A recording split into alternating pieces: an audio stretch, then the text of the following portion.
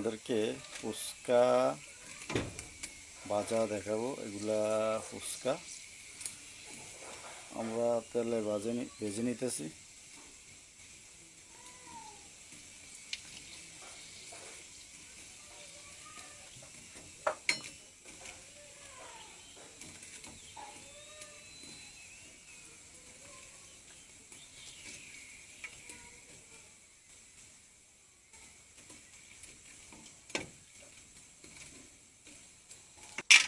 আজকে আপনাদেরকে ফুচকা ভাজা দেখাবো,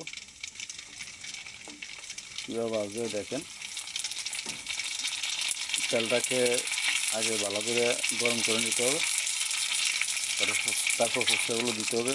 তো এইভাবে সবগুলো সুন্দরভাবে ফুলে উঠবে এবং প্রত্যেকটা একটু ভালো করে ভেজে নেবেন তেলে, তখন ফুচকাটা মচমচে থাকবে এবং খেতেও অনেক স্বাদ লাগবে। আজকে আপনাদেরকে রিয়েলভাবে ফুচকা ভাজা দেখালাম।